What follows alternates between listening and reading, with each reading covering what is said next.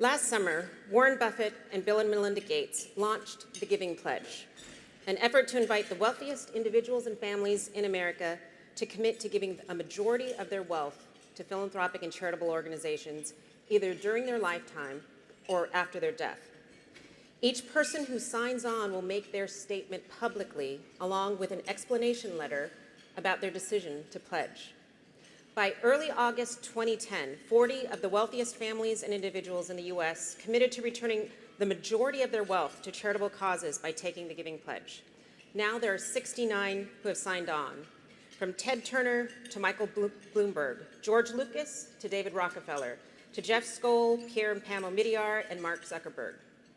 I'm really thrilled to introduce to you two people who were part of that original 40, and they are Tom Steyer and Kat Taylor. If you both could come up to the stage now.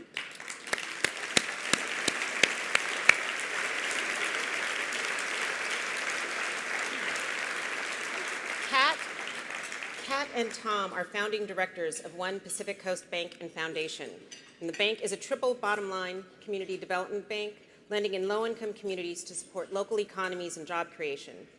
Through a recent acquisition of Shore Bank Pacific, they are now operating in California, Oregon, and Washington. And through their foundation, they are providing lending support, investments, and other services for disadvantaged communities. And as you're about to hear, that's just the tip of the iceberg. And I guess I should also mention that during the day, Tom is also senior managing member of a successful investment fund and a managing director of a private equity firm, but that's not what we're going to talk about today. So Tom and Kat, thank you. Thank you both. So I'd really love for us to start in talking about the pledge. You know, how did you become engaged in it? How did you hear about it? Let's just start with the basics. Here we go. Yeah.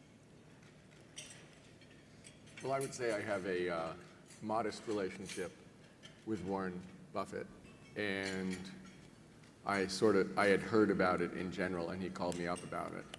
And Catherine and I had discussed it a little bit, and we actually felt strongly about the idea of everybody in society being part of a community and being connected to each other, so that people who are doing really well can't really be successful in a society that isn't successful.